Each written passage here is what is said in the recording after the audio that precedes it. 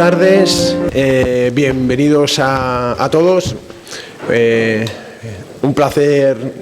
Hoy mi nombre es Luis Débora y tengo el honor hoy de presentar este fantástico nuevo libro de Jesús Callejo, El Gabinete de las Maravillas y los Misterios, los 101 objetos más asombrosos de la España insólita. Lo vamos a presentar aquí en Alcázar, el lugar donde Carlos I y V de Alemania decía que se sentía emperador cuando subía las escaleras del Alcázar. No sé si alguno ha subido andando hasta aquí. Bueno, pues entonces yo lo he subido 2 veces y no me sentí emperador, me sentí que necesitaba hacer más ejercicio. Pero bueno, vamos a empezar y lo primero que quiero hacer es presentaros a quien tenemos aquí en la mesa. Empezamos, que me podría haber puesto a hacer tu currículum y presentarte, pero digo, no, al final nos quedamos sin la presentación del libro. Así que os presento a Jesús Callejo, que es licenciado en Derecho, cofundador del Museo de la España Mágica, ubicado en Toledo, y colaborador de diferentes revistas especializadas y programas de televisión. El último, que recomiendo, en Telemadrid, y que es el famoso llamado Cuarto de Maravillas. Eso es. Desde que se creó en 2013 también es director del podcast de la Escóbula de la Brújula. Cada semana también colabora en el podcast Mindfast y sobre ciencia, que trata sobre ciencia y tecnología, y es el crononauta de Ser Historia también, donde nos hace viajar en el tiempo en la sección de Ser Historia. Pues dicen que cada libro es como un nuevo hijo. Pues ya Jesús ha publicado 28 libros. Así que Jesús, yo te voy a hacer primero una pregunta. ¿Recibes ayudas o te grabas de Hacienda por familia numerosa? Todavía no, porque no se ha enterado Hacienda. No sé si se escucha bien. Pero bueno. Pero sí, la idea es llegar a 30, que yo creo, bueno, llegar a 33, que es un número todavía mucho más simbólico y hasta casi masónico. Y luego tenemos también a Marcos Carrasco, que es el libro ha sido ilustrado por Marcos Carrasco, que es licenciado en Bellas Artes por la Complutense de Madrid, ha recorrido medio mundo exponiendo, como Estados Unidos, Bélgica, Holanda, China, Italia y por supuesto aquí en España, y lleva haciendo cómics e ilustraciones para revistas desde 1975. Sí, señor. Para Marco, el arte es una actividad que conecta de lleno con la espiritualidad, la creación, y además en esta actividad siempre está plagada de sensaciones, emociones autobiográficas que conectan con el espectador. Y yo también quiero aprovechar hacerte una pregunta, ahora que vivimos en el mundo de la inteligencia artificial que está naciendo. Pues yo te quería preguntar qué opinas de lo que yo llamo la psicopatía del arte, porque al final la inteligencia artificial no tiene emociones, no tiene arte, y cómo ves el mundo de la ilustración en los libros, en tu trabajo, con esta nueva llegada de estos psicópatas del arte que es la inteligencia artificial. Bueno, yo desde que salió en 2022 he estado coqueteando con la inteligencia artificial, me he enterado hasta lo último de lo último, pero casi no le sigues el paso porque cada semana te sale un programa nuevo, tal. Entonces, lo he aprendido, me he formado y conservo también mi faceta manual para hacer las cosas a mano como se hacía, analógicamente como se hacía, y lo que he pretendido también en y ya lo veréis en la portada y en ciertos sectores de este libro, aunar los dos mundos, o sea, no decir, no, la inteligencia artificial no, como muchos dicen, esto no es humano y tal. No, la inteligencia artificial tiene que estar a tu servicio y la inteligencia artificial es tonta, es decir, tú le tienes que dotar de sentido, la tienes que entrenar, le tienes que decir como un lenguaje de programación lo que tú quieres y llevártelo a tu terreno. Ya está, o sea, sencillamente es eso. Por otra parte, estoy en como si dijéramos, en un viaje de vuelta para volver a lo analógico y me doy cuenta que, claro, la inteligencia artificial lo que te da es el resultado ya hecho. Pero lo que es el recorrido hacia el resultado, que es lo que hemos hecho aquí, que tiene más importancia el camino para llegar a conseguir una cosa que la propia cosa ya realizada, ¿no? Entonces, eso es lo que la inteligencia artificial no te da. Es decir, la sabiduría del recorrido y del camino.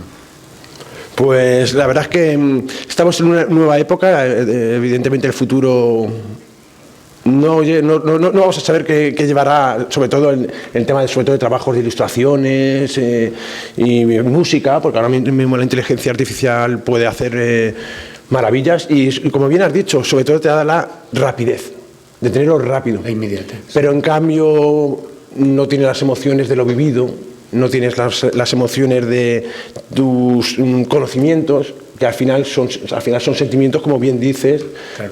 y al final lo que hace un ser humano diferente hoy por hoy la inteligencia artificial son los sentimientos, y eso pues no se puede plasmar en el arte. Pues bueno, yo quiero empezar sobre todo teniendo ya aquí el libro del gabinete, las maravillas y los misterios. Los 101 objetos más asombrosos de la España insólita. 101. Al final metiste uno porque te gustaba y lo metiste al final, o ¿por qué no 40, 100? Que a lo mejor hubiera quedado mejor el número más redondo. ¿Por qué 101? ¿Cómo te gusta la numerología? Has empezado ya las dos primeras preguntas con numeritos.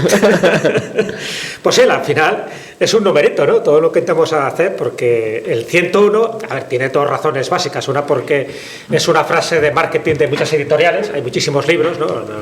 Los 101 lugares, normalmente siempre hay como tres números, los 99, los 100 o los 101. Los 100 lugares que tienes que visitar antes de morirte, las 100 novelas que tienes que leer.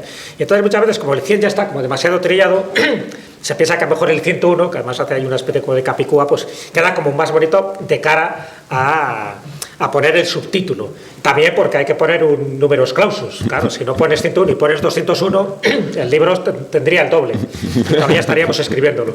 Así que nada, es una cuestión más de mercantilismo, de marketing, y sobre todo porque, bueno, queda bien como número redondo y sobre todo como para cerrar el círculo, ¿no? 101. 101, que son los que aparecen ahí. No aparecen los 101 que han quedado descartados a lo largo del camino. Bueno, entonces esperemos una segunda parte. Bueno, vamos a ver, ya sabes que las segundas partes nunca son buenas, pero habría una segunda parte, si es que la hay, pero este tipo de objetos, y es una de las características que tiene este libro, que son objetos que se pueden ver, son objetos tangibles, son objetos que se pueden fotografiar, son objetos que tienen una localización determinada y en cada capítulo aparece esa ubicación para eso, porque no son objetos etéricos de los que cuentan las leyendas o de los que cuentan ciertos libros en los que luego vas allí y no están, no hay constancia. Pero a la vez me he encontrado con muchos objetos que han desaparecido a lo largo de la historia, o bien por guerras, desde la desamortización de Mendizábal o la invasión napoleónica o la guerra civil, pues muchos de estos objetos han desaparecido, otros estarán en colecciones privadas, otros están todavía a punto de ser descubiertos. Así que habría 101 objetos, pero de objetos que tú no podrás ver, que no están o han desaparecido. Por poner un ejemplo, uno de los que iba a formar parte de este libro era la Virgen de Cristal. La Virgen de Cristal es una reliquia, una virgen además que estaba incrustada dentro de un cristal, y por eso se llamaba así, lo cual ya de por sí era un hecho como bastante sobrenatural, ¿no? ¿Quién fue capaz de meter una pequeña imagen dentro de una bola de cristal? Y era pues un poco la reliquia de Celanova, de un pueblo de Orense. Pero hace unos pocos años robaron esa reliquia y además mataron al sacerdote. Por cierto, es uno de los crímenes que no están resueltos. Algo extrañísimo, dentro de esa España negra, y matan a un sacerdote que parece que era una persona encantadora y robaron esta reliquia y no sabemos dónde está. Por lo tanto, eso formaría parte de ese patrimonio material que a día de hoy pues lo hemos ido perdiendo y que esperemos que en algún momento se pueda recuperar. Así que si hay una segunda parte será de los objetos que no puedes ver. Pues me vas a permitir que voy a beber un poquito de agua porque hoy me siento protegido. Porque aquí tenemos un objeto de los que sale en el libro, que por cierto lo tenemos aquí delante, y que decían que te prevenía incluso te curaba del propio veneno, e incluso curaba de enfermedades. Cuéntanos un poquito. Además, tenemos justo en Alcázar, si no recuerdo mal, son tres, bueno, una copia y tres objetos de los que hablas en el libro. Sí, Toledo. A ver, el libro, también un poco por hacer este pequeño resumen inicial, el libro trata 101 objetos, pero de todas las provincias españolas, ¿vale? O sea, que en todas, absolutamente todas, las 50 provincias españolas y también en Ceuta y Melilla, como mínimo hay un objeto, ¿vale? Porque parecía interesante que todas estuvieran representadas. Y claro, Toledo no podía ser menos. Bueno, solo con Toledo podríamos hacer un libro entero, porque Toledo, en fin, toda la historia nigromántica, alquímica, mágica, todos los personajes que han pasado por aquí, ya no solo los emperadores, reyes, sino también, pues, en fin, inventores de autómatas, como era Juanelo Turriano, o incluso los pioneros de los primeros aerotransportes por globo aerostático, que fue Bartolomeu Gusmão, que, por cierto, fue enterrado en la iglesia de San Román y, en fin, en una fosa común, para que veáis un poco que al final los genios pues acaban como acaban. Pero bueno, fuera de eso es cierto que hay unos cuantos, luego hemos traído un PowerPoint, iremos comentando, pero a lo que hacía alusión Luis Débora es a eso que se ve allí, que a lo mejor, no sé si tenéis el ángulo adecuado, eso que veis ahí que es un cuerno, es un cuerno, es lo que popularmente y de forma mitológica y de manera legendaria se ha definido como el cuerno del unicornio. Es decir, damas y caballeros tienen el privilegio de ver un auténtico falso cuerno de unicornio. ¿Por qué? Bueno, hay otro que también tenemos con prestancia y con lujo, que está en el Museo de la España Mágica, aquí en Toledo, en la calle Cardenal Cisneros, muy cerquita de la Catedral Primada. Pero bueno, en fin, ese es como una pequeña reproducción en pequeño tamaño, y este es un tamaño de 2 metros, por cierto, le falta todavía una parte, medio metro más, con lo cual, imaginaros el tamaño que tenía en su momento. Tenía como 2,5 metros. 2 metros. Fijaos qué pedazo bicharraco, porque lo que hay detrás del cuerno es un narval, ¿no? Es un diente de narval. Es un cetáceo, y claro, lo que hacen es un poco, lo utilizan para detectar determinadas radiaciones, para orientarse, incluso pues para dar un golpe a algún pez despistado, ¿no? O para romper el hielo cuando suben hacia arriba. Pero fijaos que este está partido, ¿eh? De hecho, la persona en la Edad Media, o las personas en la Edad Media que se imaginaron un unicornio con este pedazo de cuerno, ostras, imaginaos el caballo, el cuerpo del caballo, ¿no? Cuando luego en realidad todos de pequeños pues hemos visto cuentos y el unicornio pues como mucho era de la cabeza así, ¿no? No sobresalía más, ¿no? Pero bueno, que es verdaderamente significativo tocarlo. La verdad es que esa espiral que tiene es un diseño de la naturaleza estupendo. Es una auténtica joyita, por eso digo que tenemos el privilegio, gracias a Antonio López, que organiza estos eventos culturales aquí en el Alcázar, en la Biblioteca de Castilla-La Mancha, pues ha tenido la diferencia de sacarlo un poco de su sitio y ponerlo expresamente aquí para que lo podamos ver y de alguna forma que nos proteja también con su presencia y con la energía que desprenden este tipo de objetos, ya digo, que son auténticas joyas mitológicas, porque una de las atribuciones que tenían era que servían no solo para fomentar la libido, en fin, se utilizaban como un buen potenciador afrodisíaco, en función de la largura que tuviera el cuerno, me imagino que también serviría como Viagra natural, pero también decía que servía para eliminar veneno, ¿no? Si tú tenías sospecha de que te iban a envenenar en algún tipo de líquido, fuera agua, fuera vino, pues echabas un poco de polvillo del unicornio, entonces eso te detectaba por la coloración si la bebida era propia para beber y no sufrías ningún tipo de percance. Claro, todo este tipo de virtudes sobrenaturales se incrementaba porque también incrementabas el valor. Si cuanto más cosas dices de un cuerno de narval, más bien un diente de narval, que solo se da pues, en los mares árticos, era muy desconocido, ¿no? En esta zona del Mediterráneo, pues claro, eso incrementa. Si encima dices que forma parte de un unicornio, que nadie ve un unicornio, pero bueno, durante mucho tiempo en los bestiarios el unicornio, igual que el dragón, aparecían como animales reales, porque ¿por qué no? O sea, podía ser creíble dentro del mundo zoológico que un unicornio pudiera existir.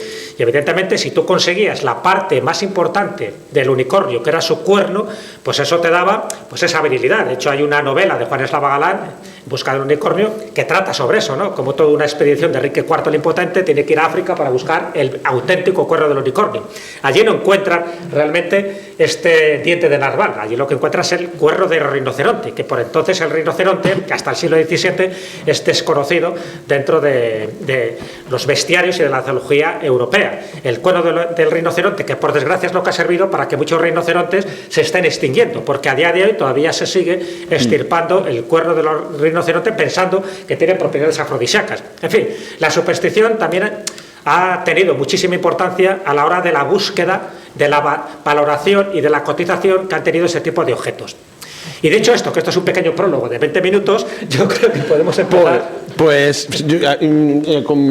ya aprovechando que tenemos este fantástico diente de narval, y si os ha parecido curioso ya este objeto, yo me gustaría leer un poquito los 8 capítulos que tiene, para que os hagáis una idea de este libro.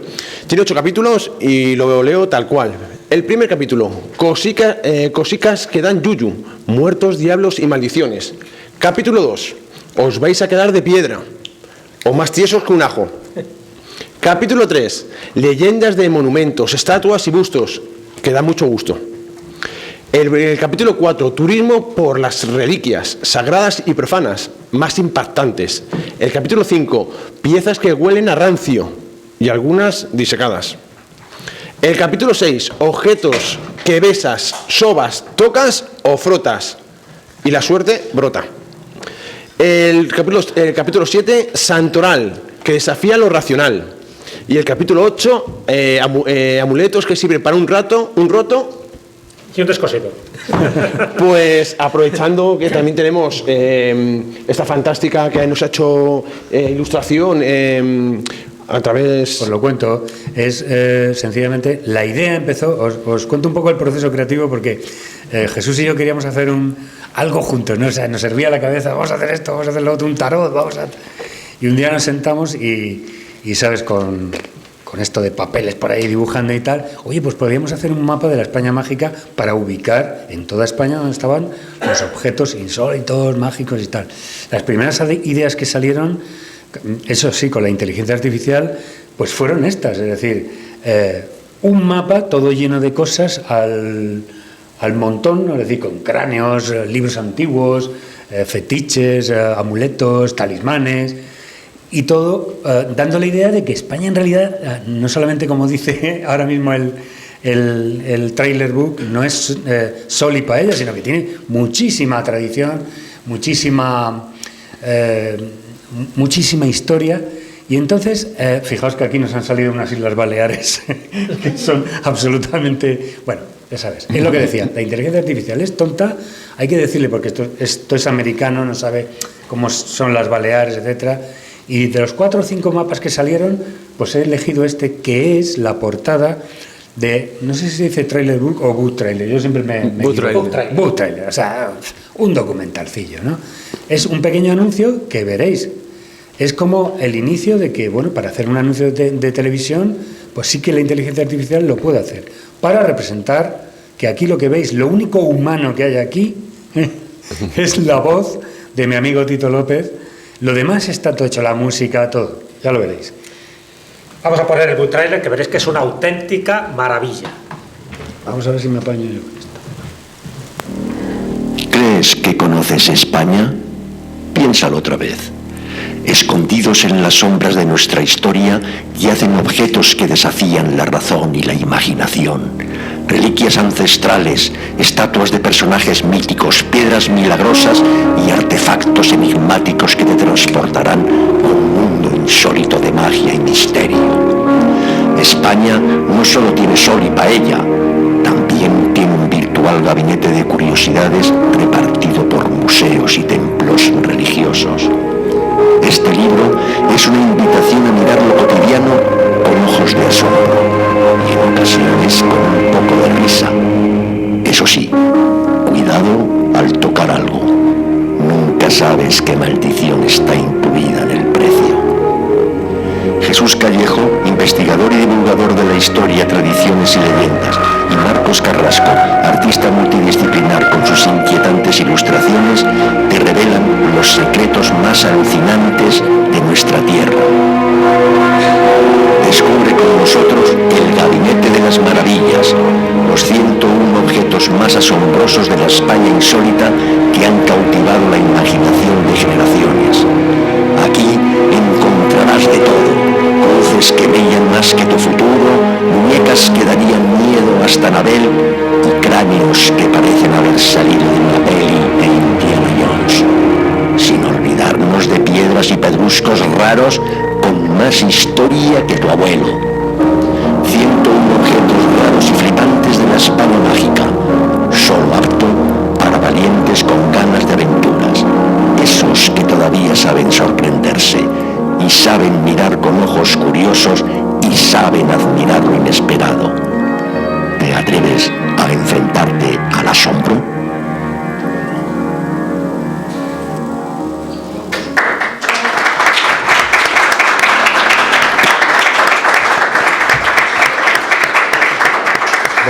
Mérito de Marcos Carrasco, que es el que se ha pegado el curro de hacer este book trailer, y por supuesto la voz de Tito López, que es una auténtica maravilla. Vale, es lo que os decía, es decir, al final, ¿qué es lo que pasa? Es decir, es una metáfora de lo que hacéis todos vosotros.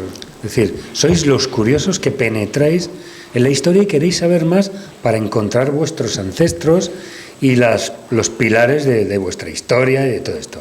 Pues todo este libro está plagado de esto. Si fijáis aquí nos hemos puesto como si fuéramos el dúo dinámico. Yo lo digo que dúo dinámico con color jamón york, porque nos han sacado el color muy subido. Sí, como después de una y juega. de hecho, bueno, pues hemos unido fuerzas, él me ha estado pasando capítulos, historias. La verdad es que no es una historia de ayer, sino que Jesús tiene décadas con este trabajo, ¿eh? Cuando veáis las fotografías de aquí, veis que hay muchos años de investigación aquí metidas y concentrado.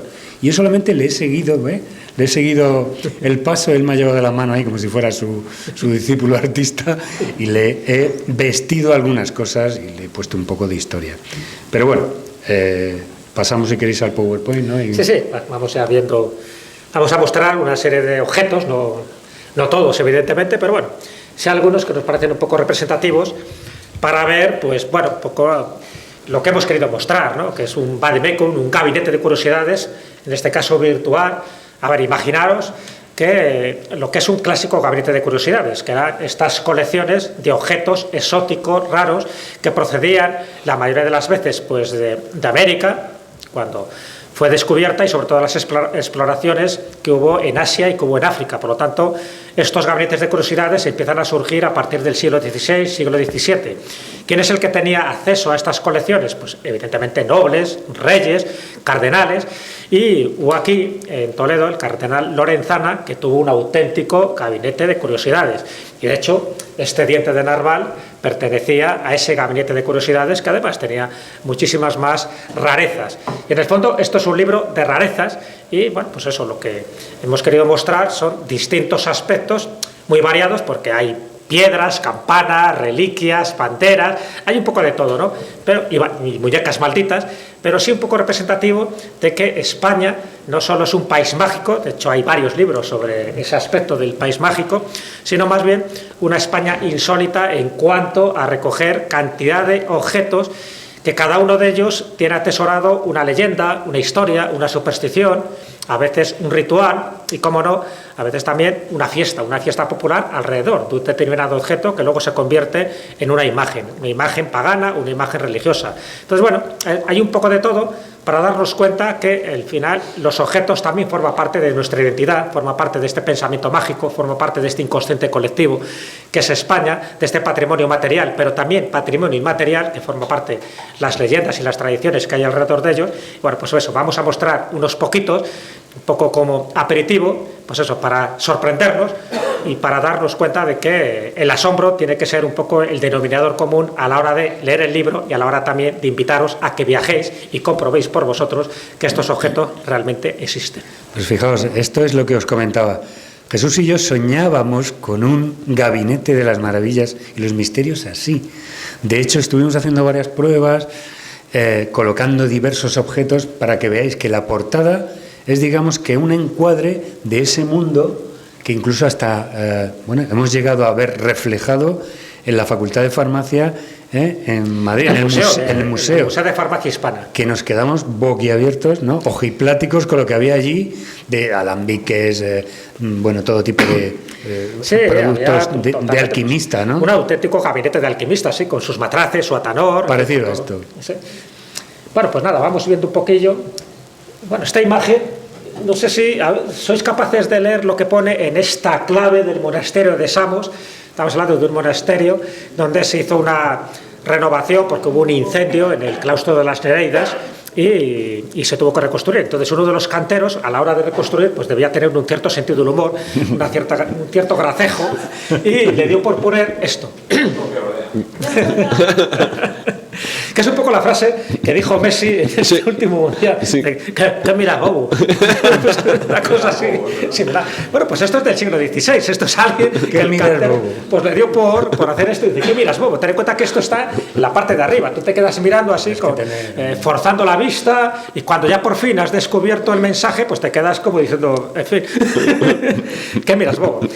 No es la primera cosa de estas que yo he encontrado. Hay otro que es tonto el que lo lea. O sea, que no es algo de ahora, que este tipo de inscripciones forman parte también, pues eso, de este gracejo natural que tenemos los españoles y que forma parte un poco también de esto. No es un objeto como tal, lo mencionamos en la introducción, pero el sentido que le he querido dar con esta imagen y con este monasterio es que observemos bien, ¿no? Que nos fijemos en muchas cosas que aparentemente pasan desapercibidas, pero que cuando te fijas o conoces un poco su historia, dices, anda, si había pasado 1000 veces por aquí y no me había dado cuenta de esto. Pues un poco el saber mirar, ¿no? El saber mirar al final es el saber admirar aquello que nos rodea, aquello que nos sorprende y a veces lo que nos deja realmente ojipláticos.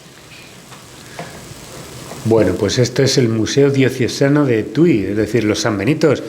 Creo que hay una exposición ahora mismo en Toledo que está dedicada a los Sanbenitos. Yo, vamos, a ver, en base al texto de Jesús, imaginé esta ilustración así como muy contrastada, pero que hacen referencia un poco a la humillación pública que se tenía de todas estas personas por la Inquisición, ¿verdad? Y los hacían pasear por la plaza y tal, y también me he inspirado en Goya, en los cuadros de Goya, que también son, es decir, tú desde lejos vas a ver todo el mundo que tú has tenido alguna anomalía o algún tema, bueno, pues que va en contra de la Iglesia, ¿no?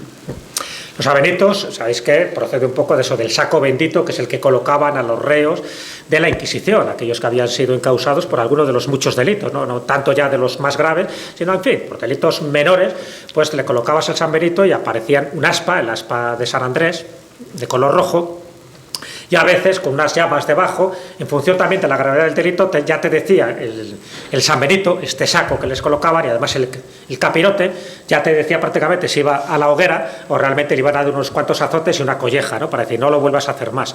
Bueno, pues ese sanbenito, como era algo ignominioso, cuando desaparece la Inquisición, pues sobre todo a raíz de la muerte de Fernando VII en 1833, pues ya la Inquisición se abole de forma definitiva. Ese fue uno de los grandes errores que cometió España, ¿no? Porque las otras Inquisiciones europeas ya habían desaparecido bastantes años antes. Pero bueno, Fernando VII era como era y así nos fue.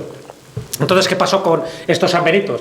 Fueron destruidos. ¿Por qué? Porque era un poco el símbolo de la ignominia. Entonces, fueron destruidos. Entonces, muchos pues habrán guardados un poco como reliquias, y en este Museo Diocesano de Tui, en Pontevedra, es el único sitio que yo conozca en España donde se conservan sanbenitos auténticos, ¿no? Incluso a veces aparecía el nombre del que había sido ajusticiado encima para, en fin, como escarnio, no solo para él, sino para la familia, y no solo para esa familia, sino para la familia de la familia. O sea, que varias generaciones sufrían un poco el escarnio de, mira, ese era el que le condenaron por tal acusación, normalmente por herejía, o porque era un judaizante, o porque era un morisco. Y esos sanbenitos pues ha quedado un poco como esa historia un poco más oscura, esa parte más negra de nuestra historia de España, pero que es una historia, al fin y al cabo, que también forma parte de nuestra tradición y de lo que hemos hecho. Y entonces, bueno, pues la recreación magistral que ha hecho Marcos, pues es esto, un poco ver cómo eran los penitenciados y cómo iban directamente pues hasta el auto de fe. Que, por cierto, esos capirotes de los sanbenitos de la época de la Inquisición es lo que luego sirvió, sobre todo a partir del Concilio de Trento, para las cofradías de penitentes. Claro. Veréis que cuando en la Semana Santa salen los capirotes, pues viene de ahí, viene precisamente de eso, es una especie de mortificación, de sacrificio, sí, que bueno, pues dentro de esa religiosidad pues tiene su sentido si entendemos el origen de dónde procede. Pero fijaos que lo que se llama el presentismo, que es juzgar el pasado con la visión de ahora, ¿no?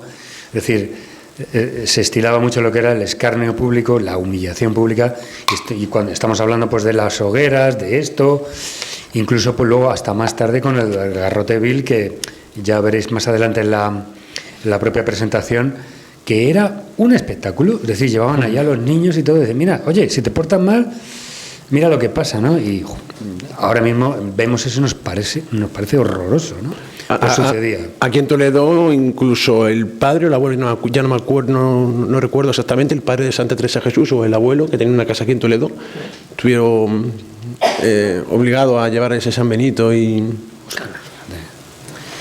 Sí, es una forma de humillación. Ya sabéis que claro, hay dos tipos de castigo. Bueno, hay varios tipos de castigo. Uno es el pecuniario, porque claro, este tipo de reos al final pues prácticamente les requisaban cuando ya eran condenados, ¿no? De hecho, les requisaban todos sus bienes. Por lo tanto, es un castigo tremendo, porque si tienes poco y te quitan lo poco que tienes, pues te dejan hecho polvo. Si encima te castigan físicamente, te dan unos azotes, o bueno, ya no te digo se te ejecutan, pero luego está el castigo psicológico. Es el castigo de que encima te señalen durante décadas pues que tú has sido un personaje pues que ha ido en contra de la doctrina católica, ha sido en contra del discurso dominante.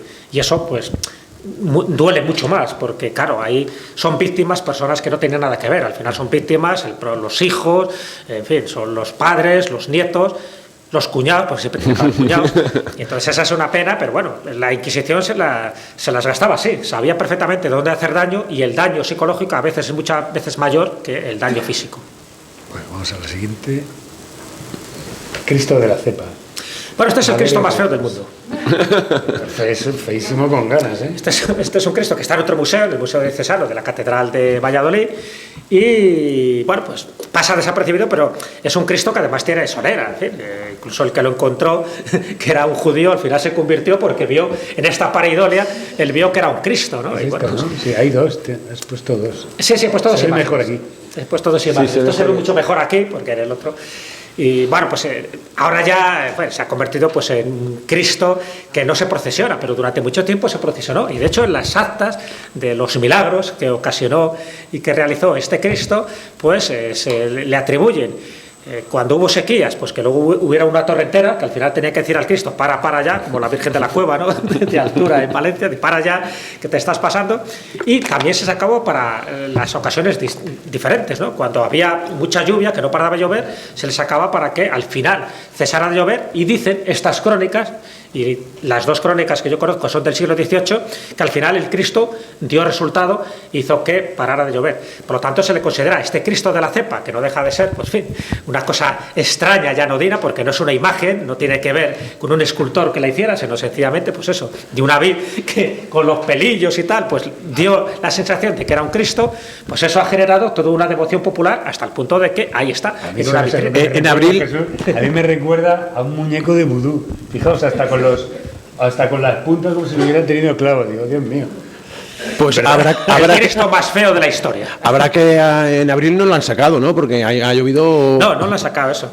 Te digo que no le han sacado al Cristo para que no llueva, lo han sacado, no. Yo creo que ya no creen tanto en sus virtudes. No, vaya. Claro.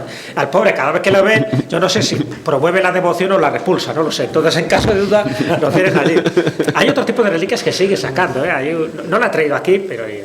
está citada, que es la cruz de carne. La cruz de carne es una reliquia que tiene la Catedral de Zamora, que tiene también una historia portentosa, ¿no? Porque era de Fray Ruperto, que estaba rezando, hubo una época de epidemia en Zamora, se le aparece un ángel, como no, y le entrega esta cruz de carne. Y le dice que siempre y cuando saquen en devoción y procesión esta cruz de carne, la peste desaparece. Y efectivamente, hicieron eso y la cruz de carne hizo su milagro. Hubo alguien descreído que no se pensaba que era de carne, dice que la pinchó con un alfiler, saltó sangre de ahí, le dio en los ojos y le dejó ciego. Es lo que tienen si tú juegas con este tipo de objetos sagrados. Pero en la pandemia, esta última que hubo, sacaron la cruz de carne, lo sacaron en el pórtico de la Catedral de Zamora. Y pues las noticias fueron muy curiosas, ¿no? En fin, lo que eran los diarios de Zamora, lo sacaron. El obispo tal saca la cruz de carne para paliar los efectos de la pandemia. Efectivamente, la pandemia desapareció, los zamoranos consideran que fue por obra y gracia de la cruz de carne. Aquí en Toledo tenemos también algo parecido con la morenita de San Cebrián, en la iglesia San Cipriano. Pues eso, son devociones populares que a mí me llaman la atención porque lejos de formar parte del pasado, siguen siendo actuales porque la fe mueve montañas y, por supuesto, por muchísimas de estas cosas y muchas más, se han conseguido, vamos a llamarlos actos prodigiosos, no me atrevo a llamarlos milagrosos, pero que ahí están y ahí quedan recogidos en ciertas crónicas notariales. Bueno, pues vamos a la siguiente. A ver, ahora. La diablesa de Orihuela, ¿qué nos cuentas? Porque Ahí tú, que la has dibujado. Dale. Toma a ver, palabra. Esta es otra de esas historias de nuestra España bizarra, de nuestra España castiza, de nuestra España insólita, que yo creo que es bueno siempre recordar. En Semana Santa... hay distintas Semanas Santas según qué lugar sea. No es lo mismo la Semana Santa de Castilla que la Semana Santa de Andalucía, eso está claro, ¿no? Y luego hay Semanas Santas o procesiones heterodosas etílicas como la de San Genarín en León. Pero bueno, esa es otra historia que algún día os contaré. Pero esta de Orihuela es muy llamativa porque solo sale la noche del Jueves Santo y es una diablesa, la diablesa de Orihuela. Y Y claro, es muy raro que en una Semana Santa, donde se conmemora la pasión y muerte de Jesucristo, salga una diablesa. Si es verdad que en Sevilla sale la canina, pero bueno, es un esqueleto que está representando el memento mori. Recuerda que vas a morir. Entonces sale ahí un esqueleto con la guadaña. Pero una diablesa no tiene sentido. Bueno, pues cuando a Nicolás de Bussy se lo encargaron, y en fin, ahí, en 1695 me parece que fue, pues generó una cierta polémica y una cierta repulsa, porque dice, hombre, esto es una diabla con sus pechos al aire, desnuda, con una risa satírica, en fin, con una serie de elementos, aparte de la muerte, ¿no? Está representando también, cuidado, que al final todos morimos, pero cuidado porque el pecado, la tentación, está ahí en forma de diablesa. Fijaros un poco también la enseñanza moral, no es un diablo, es una diablesa, es como diciendo, cuidado porque a través de la mujer hay más tentaciones, entra el peligro, en fin, el concepto que había de la mujer en aquella época. Y esto solo se procesiona el Jueves Santo en Orihuela, pero tiene una condición o una maldición, se podría decir: no puede entrar en lugar sagrado, no entra en ninguna catedral, no entra en la iglesia, y de hecho solo se puede ver en lugares civiles, en lugares laicos. Ahora mismo la diablesa la podéis ver, pero en el hall del Ayuntamiento de Orihuela, por cierto, muy cerca de la casa de Miguel Hernández, que es curioso también, cómo al final se junta la literatura también con la sacralidad. Sé que esa es la peculiaridad que tiene esta diablesa, única en España y posiblemente única en todo el mundo, una diabla que sale y se procesiona en Semana Santa. Eso es. Fijaos, este sí que me gusta, el siguiente que vamos a ver, porque no sé si recordáis que los mineros llevaban su jaulita con el pajarito para detectar pues gas grisú que pudiera pues hacer una explosión o envenenarles y demás, ¿no? Claro, los pajaritos que se llevaban, si detectaban el gas y el pajarito se moría, salían todos zumbando de allí. Pues este recurso, esta artimaña o dispositivo era para extraer rápidamente el gas que hubiera podido respirar el pájaro para salvar al pajarito y llevarlo a la siguiente expedición, ¿no? ¿No es así? Sí, se le ponía, esto es una bombona de oxígeno que había, entonces cuando el pajarito empezaba a hacer espasmos de que se estaba envenenando, ¿no?, por el gas tóxico, automáticamente se cerraba la jaula, se abría esta válvula, entonces el pajarito volvía a respirar y tenía oportunidad para volver a detectar un gas en la siguiente ocasión, porque al final había una relación de amor con el pajarito, claro, al final se les tenía un cierto cariño y había un cierto romanticismo. Entonces, en lugar de cargarte cada pajarito, más bien canarios, que era lo que se utilizaba, se utilizó esta cámara hiperbárica para eso, para salvar a los pajaritos. En fin, es un acto ecológico y un acto de amor. Y solo existen dos que se sepa en el mundo. Esta que está en Sabero, en el Museo de la Siderurgia en Sabero, en León, y hay otra que está en Manchester. Pero en León solo queda esta, y me parece que era algo digno de formar parte también de un gabinete de curiosidades.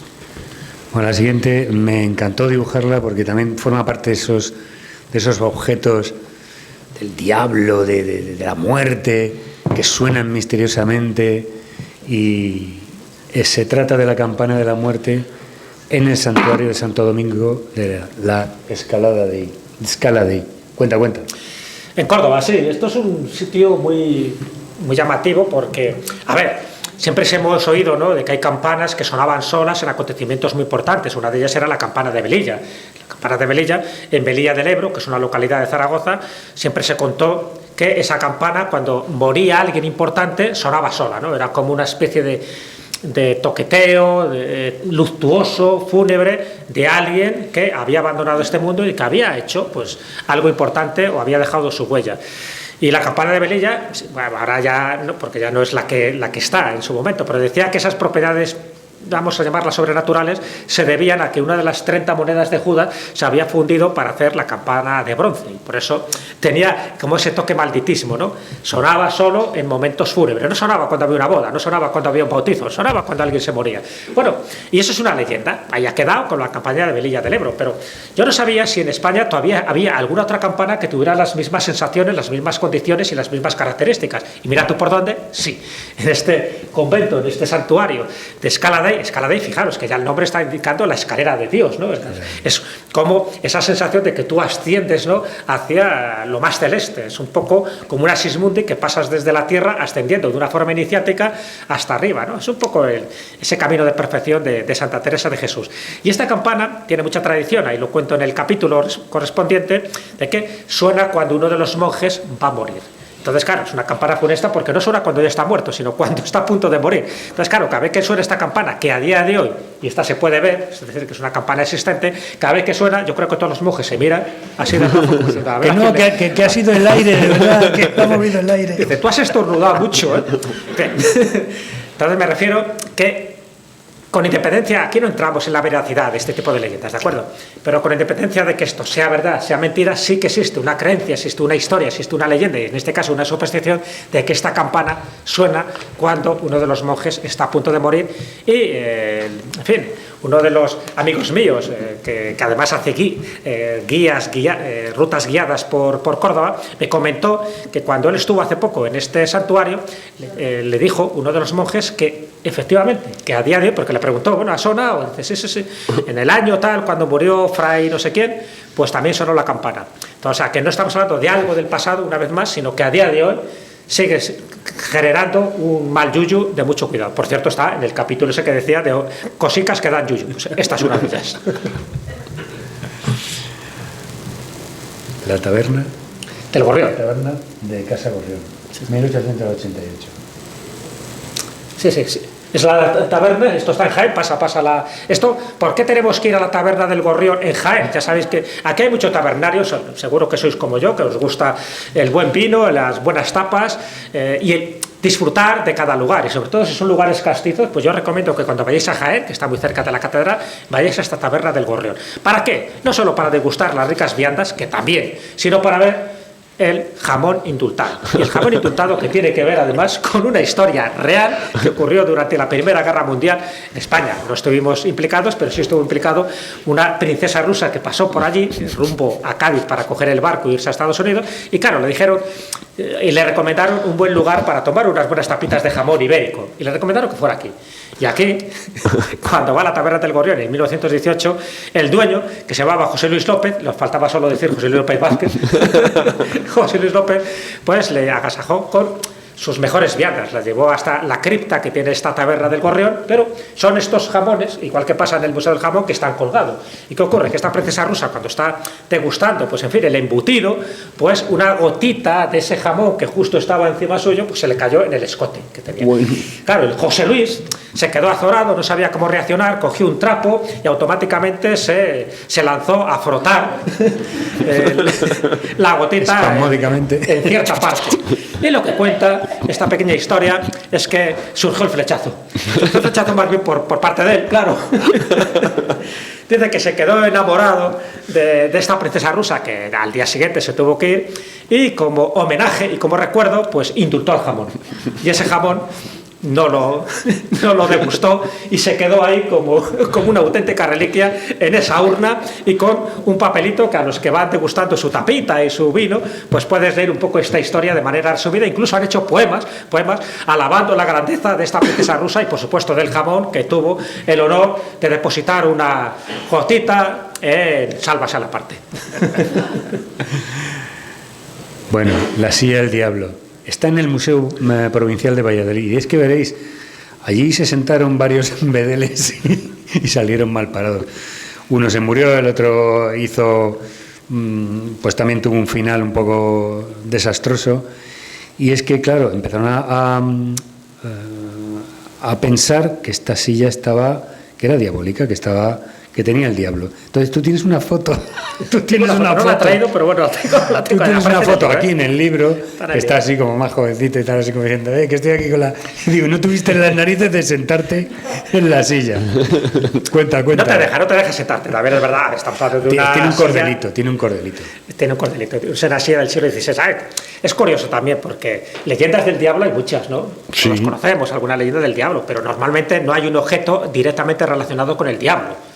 Sí, está el acueducto de Segovia, que el diablo lo hizo en una noche, pero bueno, como muy grande, ¿no? Pero claro, una silla directamente vinculada al diablo, a sus poderes, y que está relacionado con un personaje histórico, porque este personaje histórico era un médico que se llamaba Andrés de Proaza, que hizo sus pinitos en Valladolid. Y en Valladolid está este sillón frailero dice que se lo regaló un nigromante de Navarra, le curó de una enfermedad y el nigromante le regaló este sillón, un sillón envenenado, claro. Pero claro, tenía una cualidad, o dos cualidades. Una, que si tú te sentabas en él, como era un médico, porque esto solo se pueden sentar médicos, tenías una especie de ciencia infusa. Él se sentaba, entraba en trance y automáticamente el paciente que tenía enfrente sabía su enfermedad y sabía el diagnóstico de esa enfermedad, lo cual generó muchas envidias. Dice, hombre, ¿cómo Andrés de Proaza sabe tanto? Ha hecho un pacto con el diablo, rápidamente, ¿no? Tuvo la osadía de secuestrar a un niño, porque por entonces estaban prohibidas las autopsias, secuestrar a un niño. Desapareció un niño y todo el mundo le acusó a él, diciendo, está claro que si ha desaparecido el niño, hicieron una inspección y efectivamente estaba el niño y estaba muerto y estaba diseccionado, ¿no? Le había hecho una autopsia. Bueno, pues eso fue motivo suficiente para que la Inquisición entrara en el asunto. Él confesó, cantó la traviata y todo lo que fuera menester, y dijo que este sillón era un sillón del diablo, porque el nigromante que se lo había regalado le había dicho que tenía este poder de ciencia infusa, pero, ojo, solo se podía sentar allí alguien que fuera médico, porque si no eras médico, al tercer día, como mucho, podías morir. Y efectivamente, bueno, le ejecutaron a este Andrés de la Proaza. Este sillón se perdió la memoria de los usos que tenía y de los abusos, y lo que contaba Marcos, al final llega hasta la Universidad de Valladolid. Lo tienen allí porque bueno, es bonito y decoraba, pero un bedel, en fin, quiso hacer el yoga español en la clásica siesta, se sentó allí, dice que al tercer día pues apareció como la mojama, también como el jamón ese que no lo dieron importancia y no lo asociaron al sillón del diablo. Se ha muerto. Hasta que el segundo bedel, que hizo las mismas cosas, también alguien atribuyó y se acordó de esta leyenda y efectivamente pues ya lo apartaron para que nadie se sentara, que no sea médico, dice la leyenda, ¿no?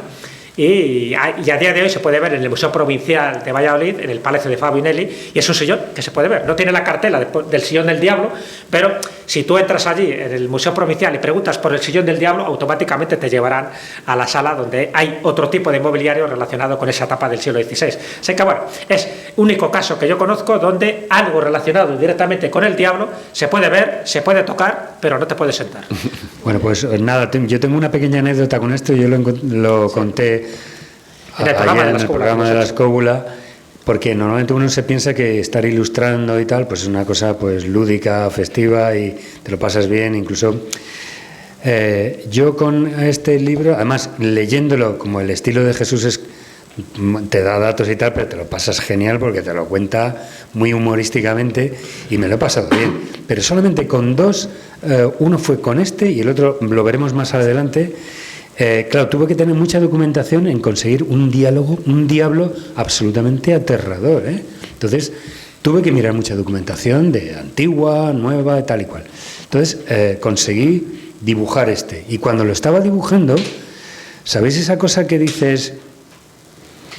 Y ahora mismo me está pasando, se te pone los pelos de la nuca erizados, y tuve que hacer así como diciendo, estoy convocando algo, es decir, está lo que es la magia simpática de que tú estás dibujando algo como quien convocaba al diablo con un conjuro y hacía la cruz y la estrella y tal, y sentí eso. Entonces digo, ostras, aquí está el principio de la proyección de nuestras creencias. Es decir, si tú estás pensando mucho en el diablo, que lo estás convocando, puedes atraer realmente el mal, algo maléfico y que te repercute biológicamente. Pues eso es lo que me pasó, un pedazo de escalofrío que dije, bueno, ya si eso me voy a la cocina, me tomo algo y ya sigo mañana, ¿sabes?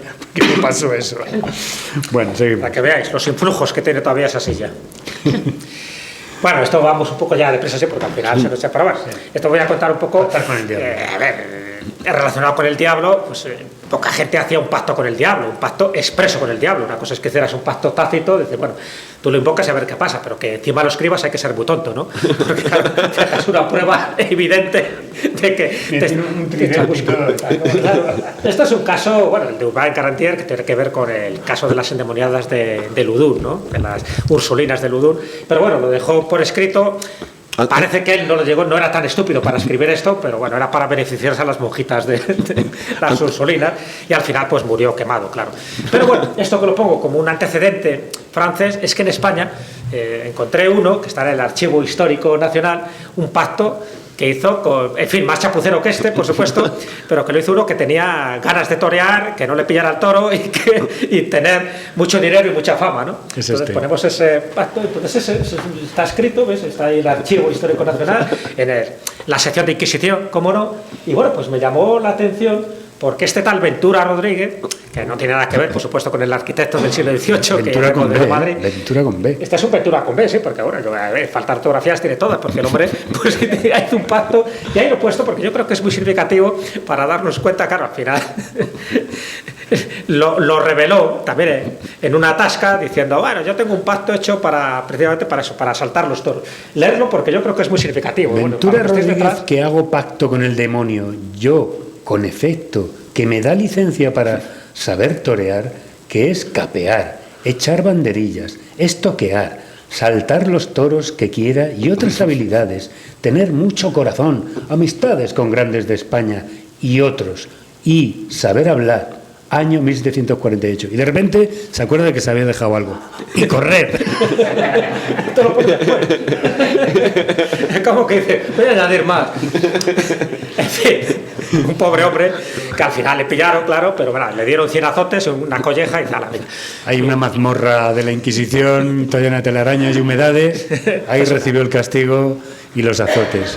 Una recreación que ha hecho genial, en fin, más dramática, yo creo que no le dieron tantos palos, pero bueno, es significativo de que a quién se le ocurre, 100 azotes te pueden dejar la espalda, pero como un...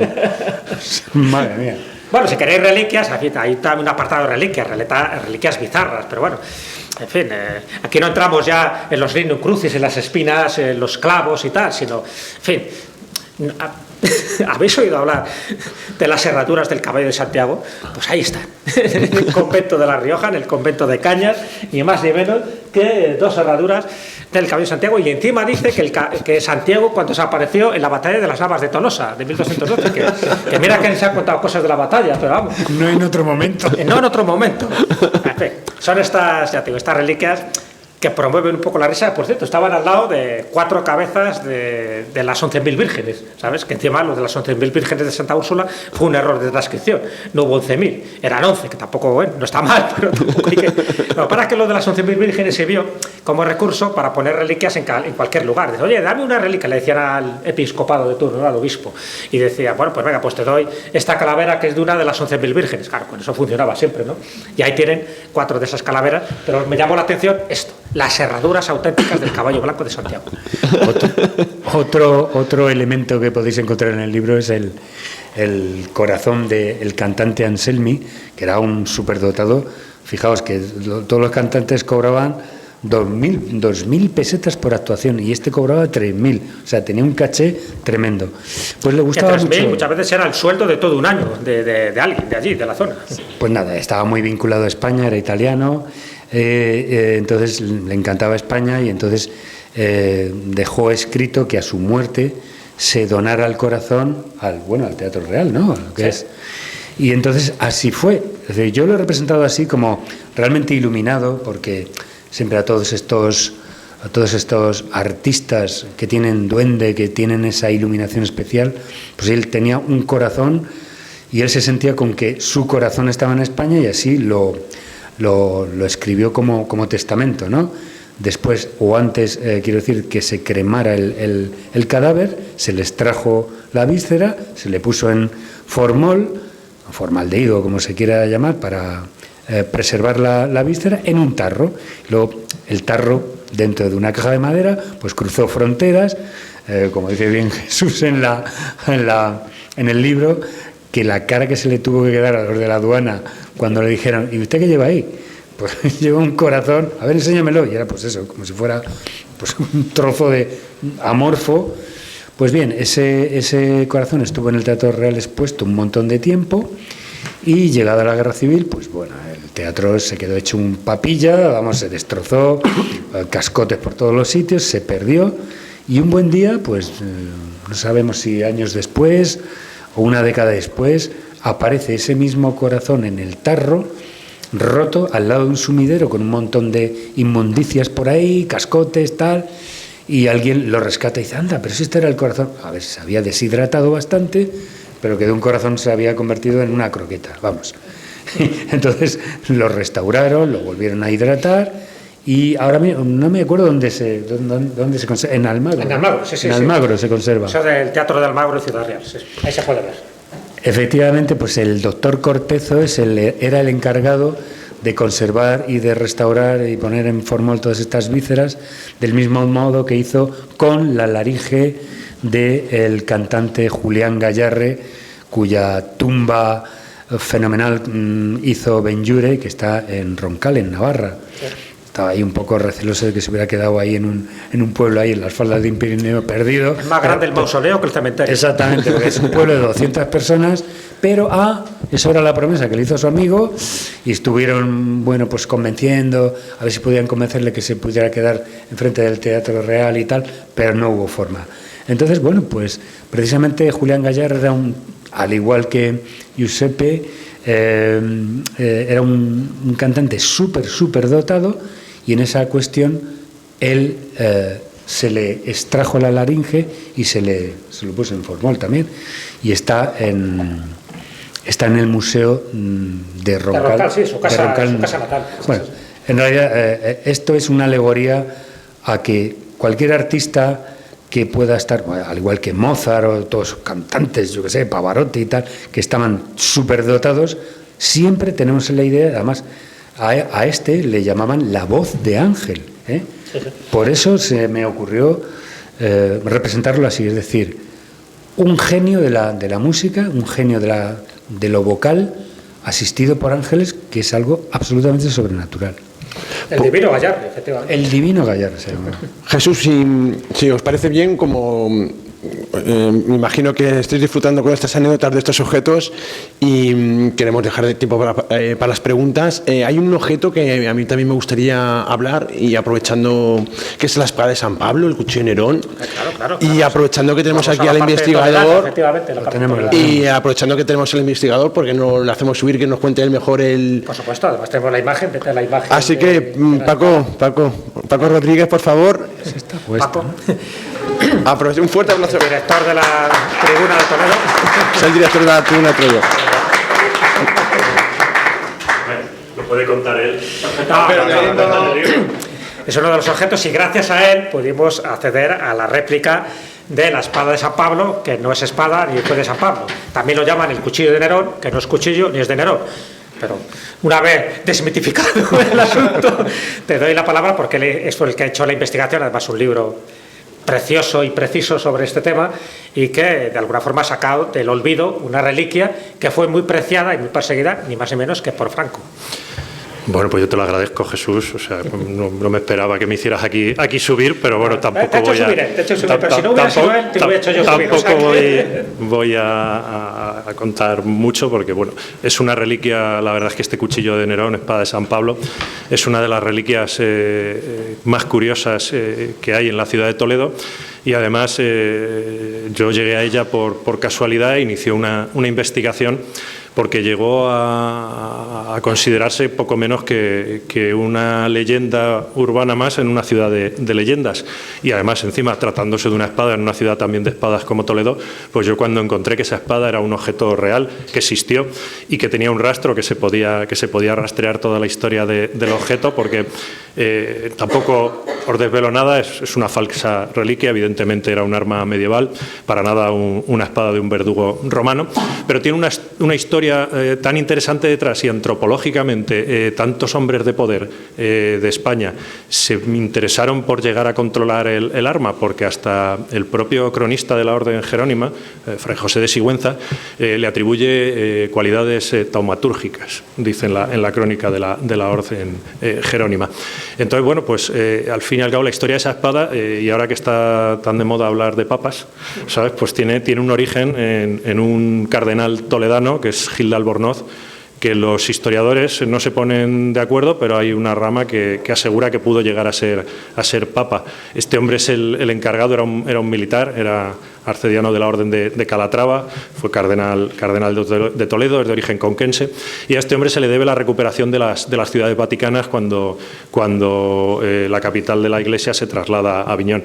Entonces las ciudades vaticanas empiezan a tener mucha independencia, empiezan a sentirse a gusto con su independencia y llega un momento que se separan de todos ese clero francés al cual no le veían y le venían extranjero. Pues este hombre, cardenal de Toledo, lo que digo, va recuperando todas esas ciudades y dicen que cuando muere el Papa está muy posicionado para poder llevar la tiara papal. En aquella época llevaban una corona a los papas. Y finalmente él la declina y sale elegido Urbano V, que era otro hombre de su confianza, y cuenta la tradición, la leyenda, dice que Urbano, en agradecimiento, le regala la espada con la que se decapita a San Pablo en el año 68 después de Cristo. Entonces, este arma, cuando muere el cardenal Gil de Albornoz, acaba recalando en Toledo. En principio llega a la catedral, pero con el testamento de Gil de Albornoz hay muchos problemas, porque él lo deja todo registrado en el testamento, pero casi ninguno de los objetos que él ordena que vayan a cada sitio acaba en el sitio correspondiente. La espada de San Pablo no aparece en el testamento oficialmente, pero por ejemplo aparece un relicario que se conserva en la catedral de Toledo que tenía que ir a parar a Cuenca. O sea, ahí hubo mucho mercadeo con las reliquias.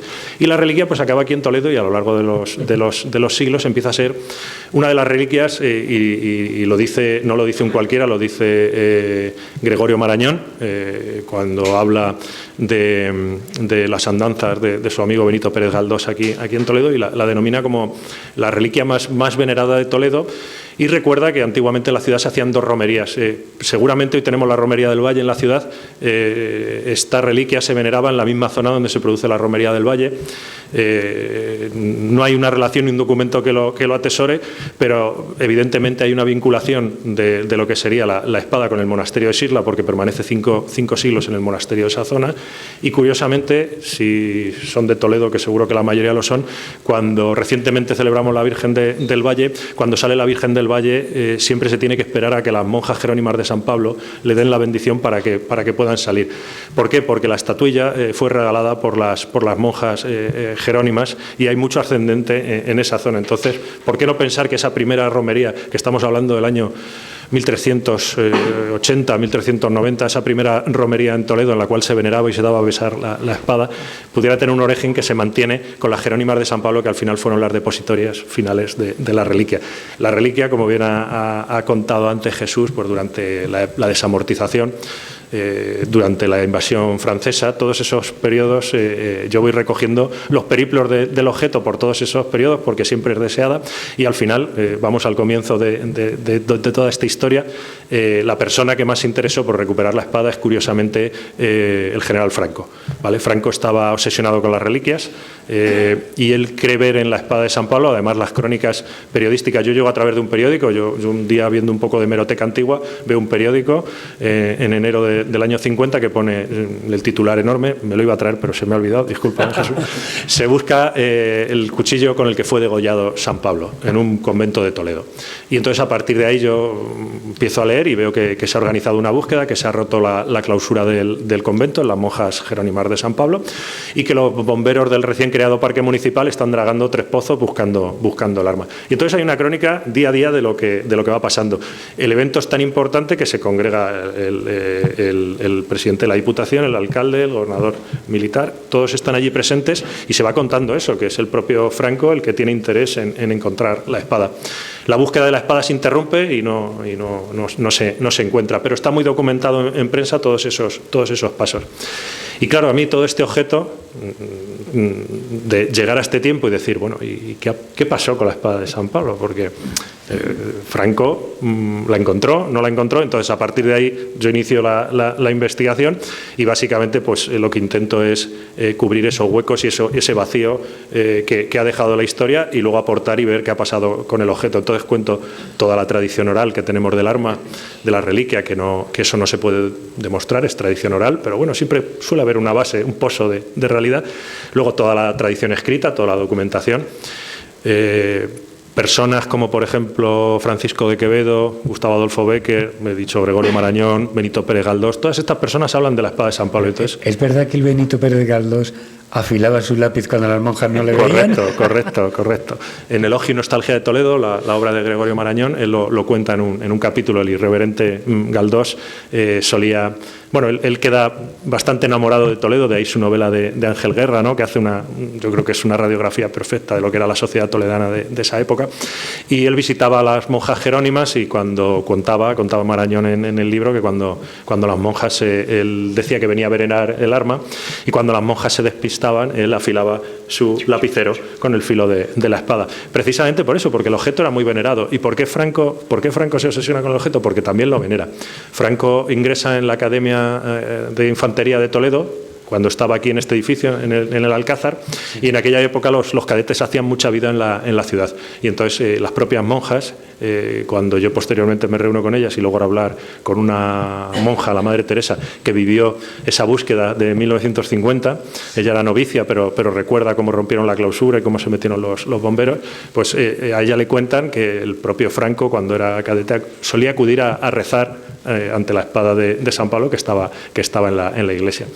Y bueno, pues eso sería, tampoco quiero hacer aquí mucho spoiler ni quitarte la mucho segunda tiempo. parte de todo esto, que es igual de fascinante que la primera, y es que te empeñaste en hacer una reproducción de esa espada, de ese falchión, que realmente estaríamos hablando de un falchión del siglo XI, Un bracamante, ¿no? que es un bracamante, también se llama en España, sobre esa espada. Sí, cuéntanos un poco, porque si ahora yo estoy venerando esa espada, es porque encontraste un documento donde se podía reproducir la anterior, pasa la anterior.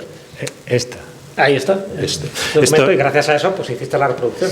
Claro, en la búsqueda de documentación resulta que en el Museo de Santa Cruz, que antes era la biblioteca provincial, se conserva un pergamino de vitela cosido a mano, ¿vale? Este documento estaríamos hablando que es del siglo XVIII, ¿vale? Y viene precisamente del gabinete de curiosidades del cardenal Lorenzana, ¿vale? Estaríamos en la línea de tu gabinete de maravillas y misterios.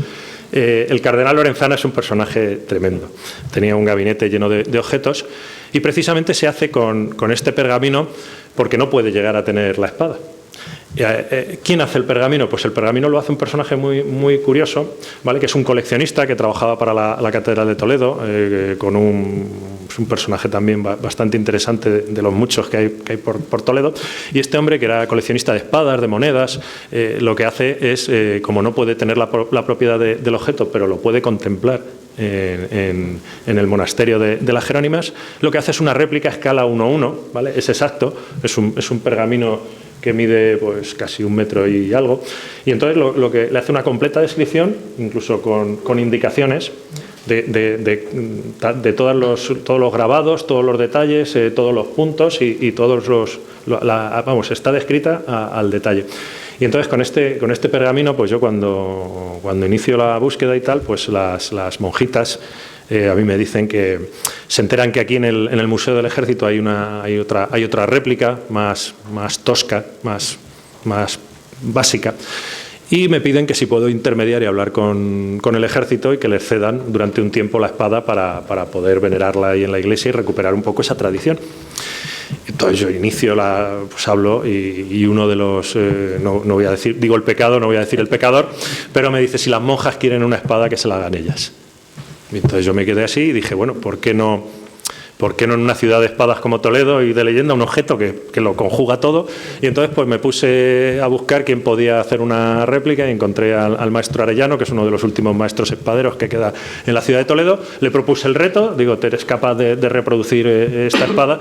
Estuvimos consultando la réplica que hay aquí en el Museo del Ejército, digitalizamos el pergamino de Palomares, de Santiago Palomares, que es el autor del pergamino, y a raíz de eso pues elaboró el objeto que hoy en día donamos a la iglesia del convento de las monjas jerónimas de San Pablo, y realmente, como pueden ver, es una réplica perfecta. Objeto que financió de su propio pecunio. todo hay que decirlo. Sí, sí. Y al final, pues bueno, pues hemos recuperado ese espacio, ¿no? Esa deuda que tenía con esta historia tan importante de Toledo, y bueno, yo creo que está ahí recuperada y que ahora mismo se puede contemplar, y a mí me parece una curiosidad tremenda. Y repito, que el arma fuera auténtica o no, yo no le quita ni un ápice al interés antropológico de por qué tanta gente tan poderosa se ha interesado por esta espada, y bueno, pues yo encantado de colaborar y recuperar este Y si queréis fragmento. saber más información, en el libro, o sea, la imagen, en toda esa... No, en el libro de él. ¿Cuál El es? siguiente. Ahí está toda la documentación, toda la investigación, un libro preciso y precioso sobre cómo se puede recuperar del olvido un objeto de poder, que así como la lanza de Longinus fue el objeto de poder de Hitler, pues en este caso la espada de San Pablo fue el objeto de poder, ni más ni menos que de Franco. Yo creo que se merece un aplauso por esta explicación.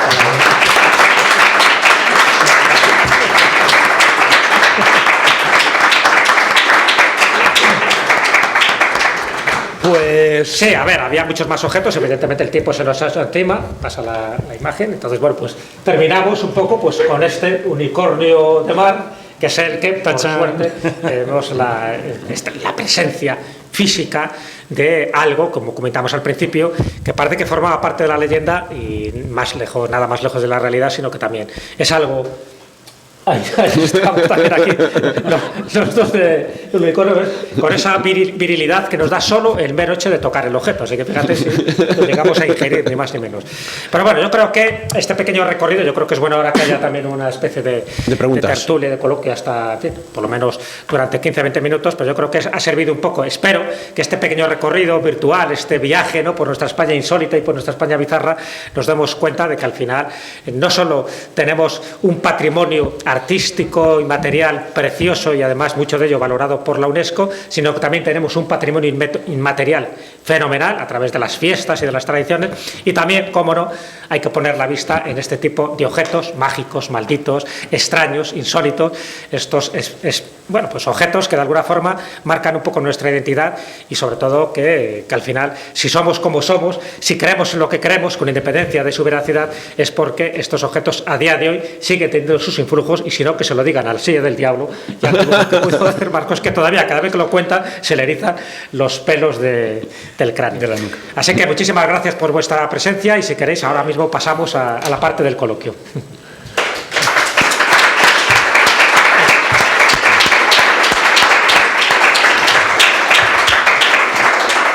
¿Hay alguien que tenga alguna pregunta, que tenga curiosidad de que con todas las cosas que nos ha contado Jesús, algún objeto que le ha parecido más curioso? Yo quiero preguntaros, primero, darle la enhorabuena por el libro, que todavía no puedo leer, pero que sin duda leeré. Quería preguntaros, es una pregunta difícil y bueno, probablemente no tenga fácil respuesta, pero de todos los objetos que habéis estado valorando, si pudierais quedaros con uno, robar uno y nadie lo viese, en cada uno de los casos, ¿cuál sería? A ver, pues que dice Marcos primero, a ver, ¿por cuál te quedarías de los 101? La silla no, ¿no? La silla no. La silla yo creo que... Fíjate, le he tomado cariño al cuerno.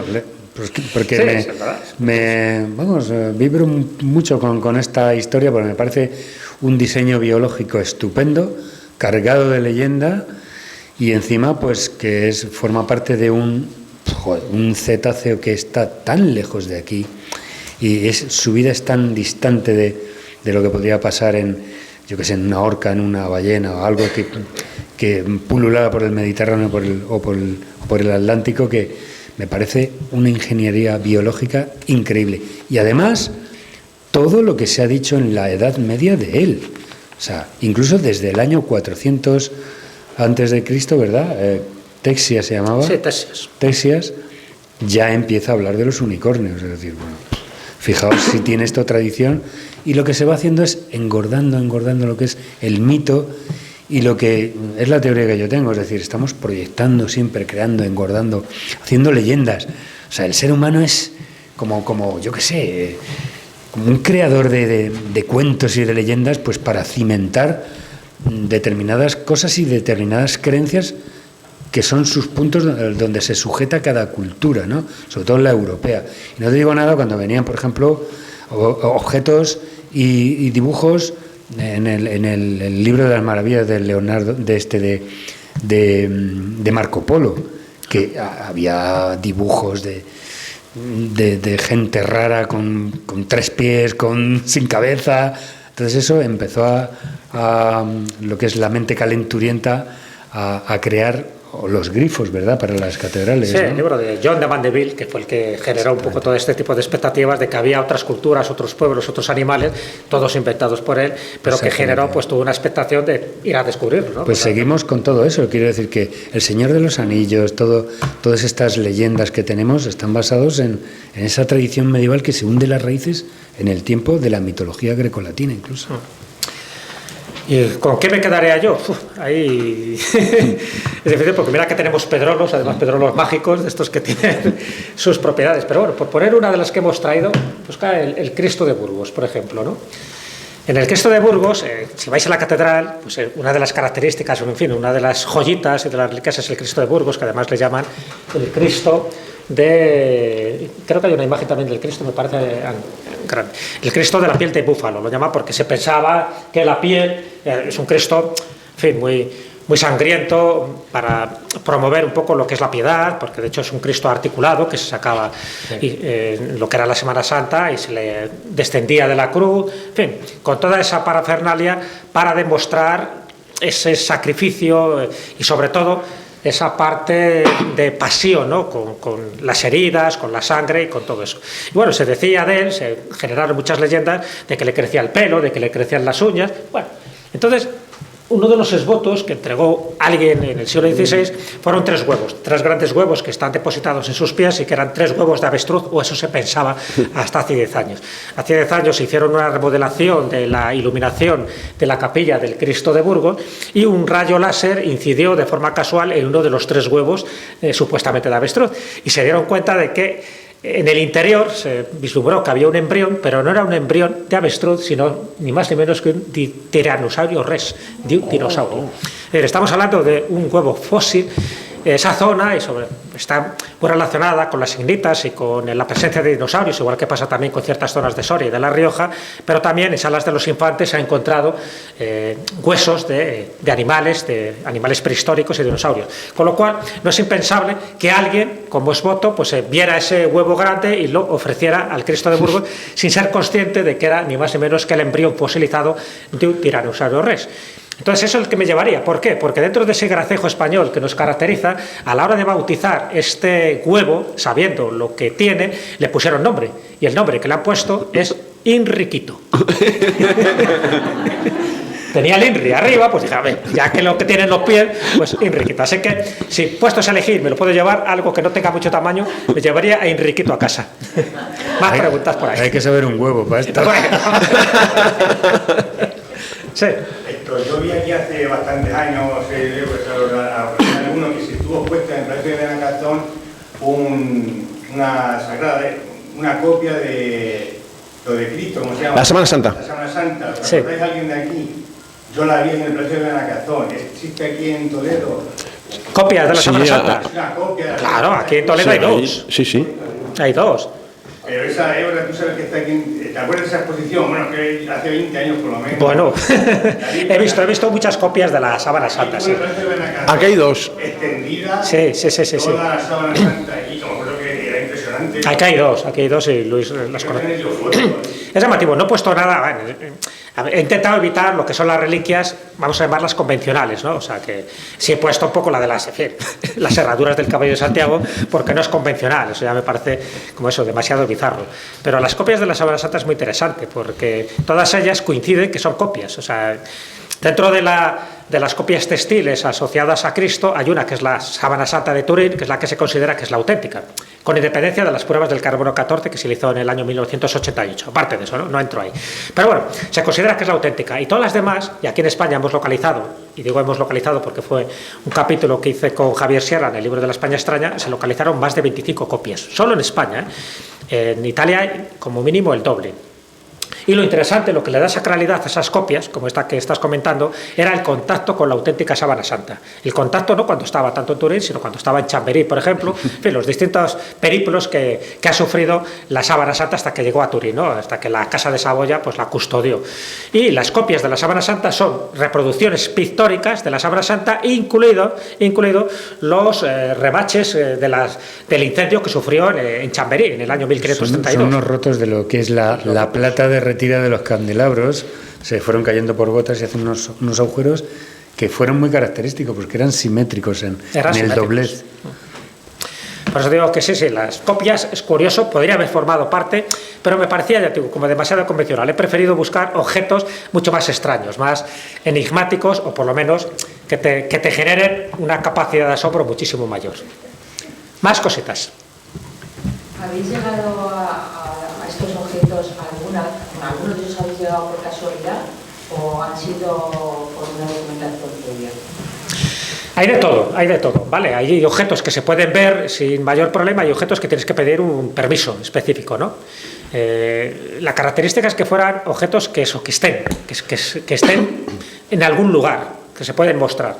No todos se pueden ver, hay algunos que están en medio del campo. Hemos encontrado algunas piedras de estas que tienen además rituales, en fin, si las tocas pues te conceden deseos, cosas de este tipo. En Arjona hay una, por ejemplo, que es la piedra de los deseos. Por lo tanto, es de acceso público. Pero hay otras, sobre todo los que están en museos y los que están en catedrales o están en algunas ermitas, que se pueden ver sin mayor problema y otros tienes que pedir un permiso, tienes que tener una autorización específica. Diente de narval no es fácil verlo, ¿no? En fin, pues gracias a nuestras amistades aquí dentro del Alcázar, pues lo pudimos ver. Pero todos ellos sí que existen y todos están en estas ubicaciones, por lo menos hasta el día de la publicación del libro. Luego, a lo mejor dentro de 10 años hay algún objeto que ha desaparecido. Eso me pasó, lo cuento como anécdota, ¿no? Después de que en el libro alguno va a desaparecer. Alguno puede desaparecer, exactamente, por la codicia, ¿no? El ansia viva. Esto me pasó con un libro que escribí hace ya un montón de años que se llama Un Madrid insólito. Entonces ahí hice también un recorrido por Madrid, también rescatando lugares, objetos, momias, en fin, curiosidades que a mí me parecían significativas y que posiblemente al que las leyeras también. Y una de las cosas que describí fue en la iglesia de San Ginés, en la calle Arenal, hay un altar que dedicado a la Virgen de los Remedios. Y debajo de ese altar, a la Virgen de los Remedios, había un cocodrilo disecado. Y ese cocodrilo disecado era un esvoto del siglo XVI, de un indiano que estuvo en Panamá y que, bueno, pues capturó un cocodrilo o un caimán. Y el hecho es que, bueno, pues era algo insólito. En España no se conocía ningún animal de estos y lo llevó. Entonces, bueno, yo lo mencioné, igual que se mencionó en algún artículo, pero bueno, por una razón o por otra, no sé si por mi libro o por lo que fuera, el hecho es que al poco tiempo ese caimán o ese cocodrilo disecado desapareció. Y yo cuando volví con unos amigos para enseñarles, mira, os voy a enseñar aquí un cocodrilo disecado, en fin, y además les conté la historia del siglo XVI, veo que estaba totalmente vacío el lugar debajo del altar de la Virgen, que estaba vacío. Entonces me extrañó. Entonces yo le pregunté, en fin, no sé si era el sacristán que pasaba por allí, le dije, aquí había un cocodrilo, ¿qué ha sido de él? Dice, no, lo hemos retirado porque aquí la gente venía a ver más el cocodrilo que a rezar. En fin, yo creo que es un error eliminar este tipo de cosas. El programa de la maravilla que dicen de Madrid, que sigo yo, me enteré que en el Madrid no había uno que quitaron también. ¿Qué había? ¿De San Ginés o...? Sí, la iglesia de San Ginés. Sí. Era esta en la calle Arenal. Lo comentáis, ¿no? Eso, lo comentamos ayer, sí, lo comenté alguna vez. Porque yo ahí en San Ginés entraba hace años, lo mismo. Y eso lo han quitado. Estás diciendo aquí, y yo ya he visto museos que y lo he pasado yo porque la silla la he visto, María Dolores, no me acuerdo. Que no te quedas hasta que no salen ahí.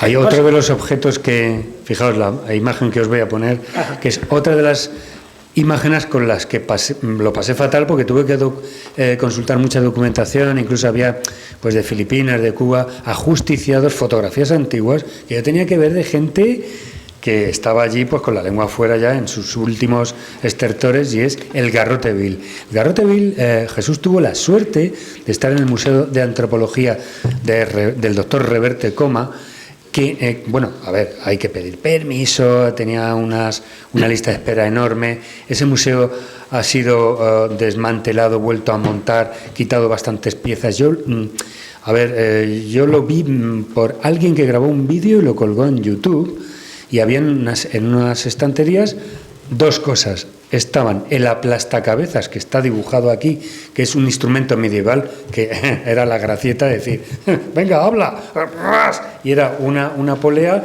que te aplastaba literalmente como un huevo el cráneo, ¿no? Y el garrote vil, el mismo que ajustició a Jarabo, el mismo, un trozo de madera con un tornillo y tal y tal. Entonces, claro, para representar esto, que no sé si hay una foto en el cuadernillo de fotos a color, no sé si está Está, sí, creo que está tanto el garrote vil como el aplastacabezas. Que pues esta es una imagen real, yo lo he convertido en ilustración, de los muchos ajusticiados que ya no se hacían públicamente, ya. Esto es una foto de los años 40 y muchos, 50 y pocos, ¿verdad? Pues era así, es decir, es decir, luego ya se les empezó a ponerle la capucha encima porque se producía eso, es decir, cuando el torniquete apretaba, se le sacaba la lengua, se producía ahí una cara que imaginaos, ¿no?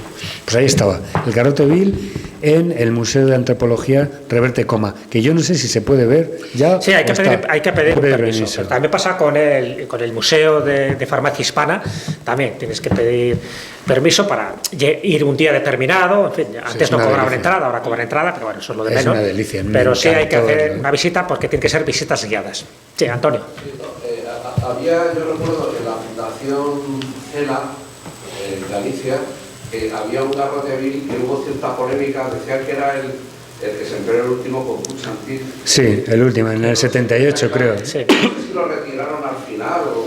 Lo retiraron, pero eso pasó un poco como los sanbenitos que comentábamos antes, porque claro, el garrote vil aquí está asociado a la pena de muerte, y claro, y además duró bastante tiempo, porque duró hasta la época franquista también, que son cosas...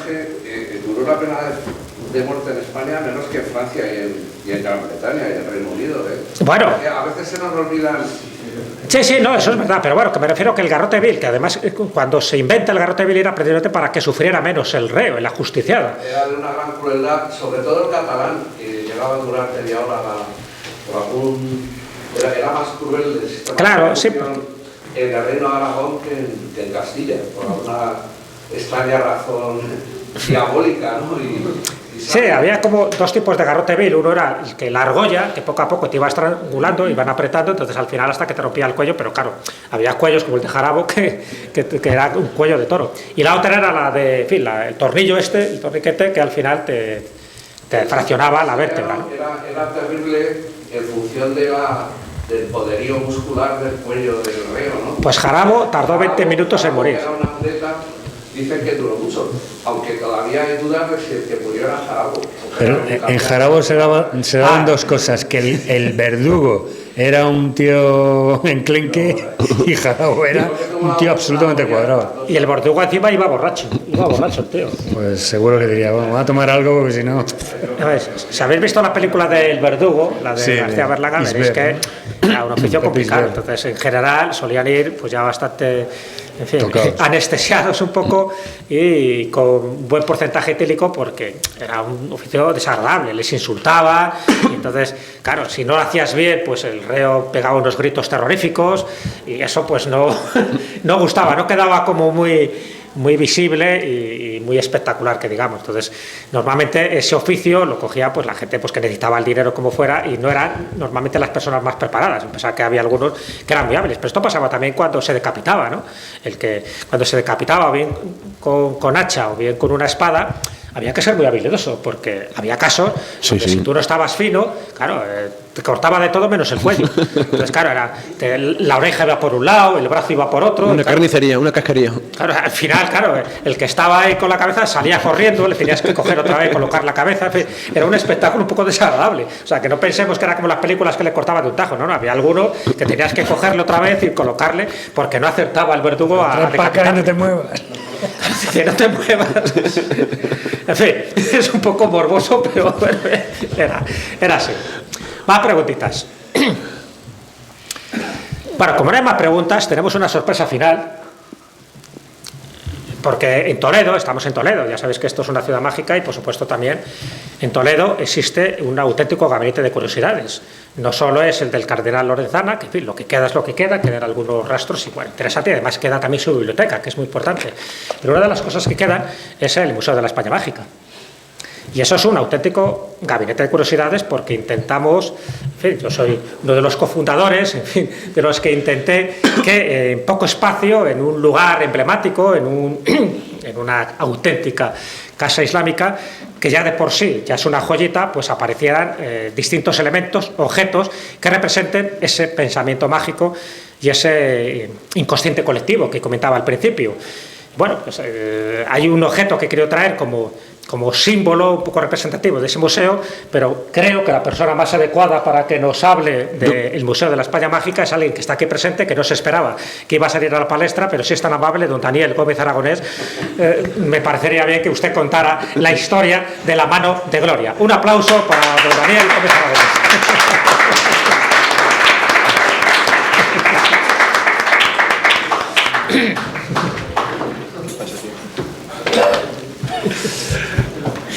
Esto sí que no estaba preparado. Lo de Paco sí, porque Paco se ha puesto guapo y todo, se ha dejado barba. Claro, ya te dije que era una sorpresa para él y una sorpresa porque no estaba previsto, pero a mí me gusta siempre saltarme el protocolo.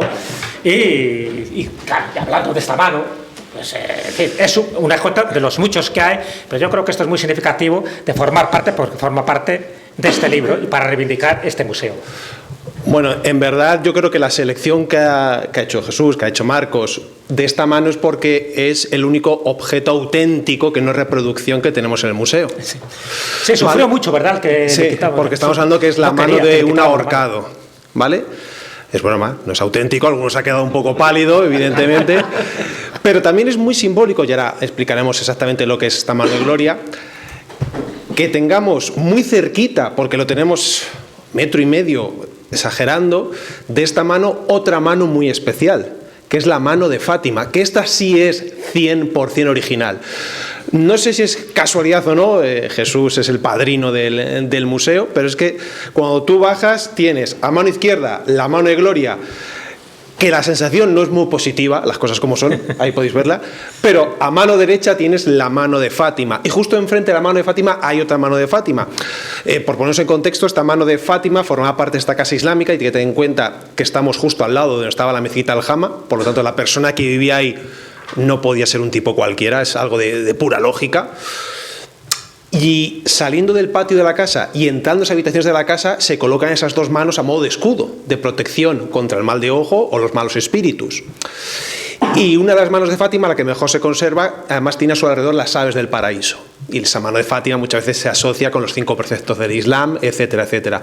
En verdad, esta mano también tiene su versión judía, que es la mano de Miriam. Eso es simplemente un símbolo positivo, y hoy en día la mano de Fátima da un poco igual la confesión religiosa que tengamos, que mucha gente le lleva pulsera, colgada, o ahora se ve muchísimo tatuada. Pero esta es la parte bonita y positiva. Ahora vamos con la parte un poquito más oscura. Dentro de una vitrina que está más bien dedicada a objetos mitológicos a la par, un poco extraños y oscuros. Aquí, por ejemplo, tenemos justo al lado de la mano de Gloria la mandrágora. Que a quien le guste Harry Potter, lo del tema de la mandrágora la asociará muy bien, ¿no? Porque se dice que es una raíz que tiene forma humana, más o menos. Pero muchas veces la gente no se fija tanto en la mandrágora o en el trasgo, el duende ibérico, sino se fija en la mano de Gloria. Y sobre todo cuando vienen excursiones de niños, bueno, esta mano da mucho juego, porque como os digo, es la mano de un ahorcado que se le cortaba, y en este caso se le colocaba, como podéis ver, 5 velas, una en cada mano. Esas velas, lógicamente, se iluminaban, y por un lado se dice... Ahí está, ahí está. Ahí la tienes. O sea, las dos formas un poco de la mano de Gloria. Marco, estás en todo, tío. Bueno, sabía que te ibas a referir a este objeto. En verdad, a mí personalmente parece que tiene más oscuridad, más dramatismo la de la derecha que la de... Esta tiene hasta cierta santidad, me atrevería a decir. Pero esta es un poco más oscura, la que tiene velas en cada uno de los dedos. Y en este caso tenemos dos vertientes. Una más brujeril, que se decía que cuando se encendían esas velas, la persona que estaba al otro lado no veía al que tenía delante, por lo tanto te daba poder de invisibilidad, y luego por otro lado te daba facultades para poder de alguna manera actuar maliciosamente sin que el resto del mundo lo supiera o se enterase. Es fundamental que la mano que se cortase fuese de un ahorcado. O sea, no podía ser de una buena persona, de Luis Débora no podía ser, evidentemente, que es una buena persona, pero tampoco podía ser de un maleante que hubiese muerto guillotinado. Ahora que hemos estado con el tema de cortar cabezas, que ha suscitado bastante interés. Y a ser preferible la mano izquierda. Y a ser preferible, efectivamente, la mano izquierda. ¿De acuerdo? Entonces, nada es casual. Todo este tipo de detalles, si se buscaban y se perfilaban, tenía que ser por algo. O sea, no se dejaba nada libre albur, sino que el concepto de que fuese mano izquierda, el concepto de que fuese un ahorcado, tenía que tener sentido para que toda la ritualística mágica, oscura, que rodea a esta mano de gloria, efectivamente funcionase. De hecho, como os digo, los niños cuando vienen se quedan como locos admirando el objeto. Está tan bien hecho que te hace dudar de si es, ya no sé si de un ahorcado, pero de una persona o no es de una persona, y en cuanto a un niño le dices que es auténtico, evidentemente se aparta. Evidentemente da 2 o 3 pasos hacia atrás y se aparta. Y cuando le explicas un poco lo que es, se vuelve a acercar. O sea, es curioso, ¿no?, como un objeto mágico, aunque todavía al niño no le hayas dicho si es reproducción o no es reproducción, en un primer momento asusta, pero cuando sabe lo que es, genera curiosidad. Y es lo que tiene el mundo mágico, es lo que tiene la España mágica. Que sea objeto oscuro, objeto luminoso, nos genera atención. Por eso ustedes están aquí.